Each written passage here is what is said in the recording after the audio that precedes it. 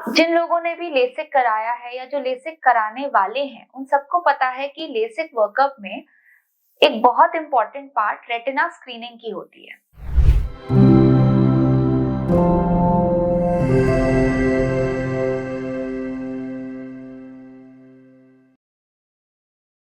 नमस्कार, मेरा नाम डॉक्टर श्रेया नायक है और मैं एक रेटिना कंसल्टेंट हूँ एक्यूरा विजन क्लिनिक्स रूप नेत्रालय मेरठ में। आज हम बात करने वाले हैं कि क्या लेसिक का या फिर कोई भी रिफ्रैक्टिव सर्जरी का कोई साइड इफेक्ट रेटिना पे होता है या नहीं। आप जिन लोगों ने भी लेसिक कराया है या जो लेसिक कराने वाले हैं, उन सबको पता है कि लेसिक वर्कअप में एक बहुत इंपॉर्टेंट पार्ट रेटिना स्क्रीनिंग की होती है। रेटिना क्या चीज है, ये तो आपको मेरे पुराने वीडियोस देखकर पता चल ही गया होगा कि ये हमारे पीछे का पर्दे का टिश्यू होता है। मतलब अगर आई एक कैमरे की तरह है तो रेटिना हमारे कैमरे की रील है। उसके बिना ना चश्मा काम करेगा ना कोई लेंस काम करता है। So it is a very vital tissue of our organ. तो अब रेटिना में क्या क्या प्रॉब्लम्स हो सकती हैं। रेटिना में कभी कभार कई लोगों में छेद मिलते हैं, कई लोगों में चीरे मिलते हैं, कई लोगों में वीक स्पॉट्स या लैटिसेस होती हैं, जिसकी स्क्रीनिंग हम लेसिक वर्कअप में करते हैं। अब लेसिक वर्कअप में रेटिना स्क्रीन करने की जरूरत ही क्या है, क्योंकि ये रेटिना की सर्जरी तो है नहीं, लेसिक तो कॉर्निया की सर्जरी होती है। तो अब मैं स्टार्टिंग से बताती हूँ कि जैसे जैसे ह्यूमन की आईज इवॉल्व होती है, जैसे जैसे बच्चा बड़ा होता है, वैसे वैसे जैसे हाइट बढ़ती है, वैसे वैसे आंखों की लंबाई भी बढ़ती है। जब आंखों की लंबाई एक पॉइंट से ज्यादा बढ़ जाती है तब माइनस पावर आ जाता है।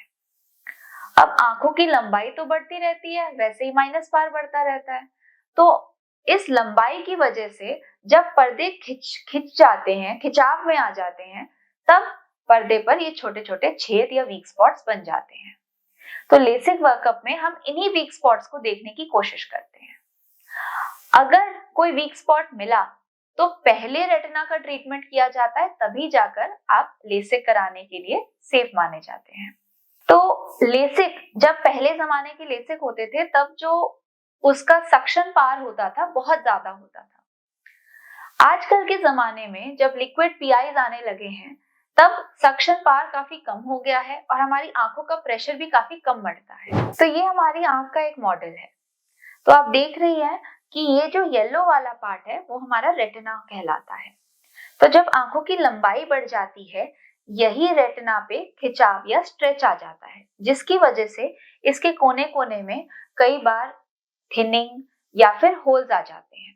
इस थिनिंग को हम आम भाषा में या डॉक्टर्स के भाषा में रादर लैटिसेस कहते हैं। लैटिसेस होना is a risk factor for retinal detachment. Lattices में कभी कभार होल्स बन जाते हैं, विदाउट लैटिस भी होल्स बन सकते हैं रेटिना में, and all these are risk factors for retinal detachment. As we know, retinal detachment is a blinding disease. अगर उसको ठीक टाइम पर ट्रीट नहीं किया जाए तो बहुत बार ये इरिवर्सिबल ब्लाइंडनेस की तरफ जा सकता है। तो इसीलिए लेसिक वर्कअप में ये लैटिसेस या फिर होल्स की स्क्रीनिंग बहुत जरूरी है। अब एक बहुत इम्पॉर्टेंट क्वेश्चन ये पूछा जाता है, अगर लेसिक कराया है क्या उसके बाद रेटिनल डिटैचमेंट हो सकता है या नहीं हो सकता। जैसे कई बार हमारे पास रेटिनल डिटैचमेंट के पेशेंट्स आते हैं जिन्होंने 5 साल पहले 10 साल पहले लेसिक कराया होता है and they are stunned to know कि उनकी आइज़ की रेटिना में कोई प्रॉब्लम है। So let me tell you the truth here. LASIK सिर्फ चश्मा हटाता है, आपकी आई की स्ट्रक्चर को वो चेंज नहीं करता है।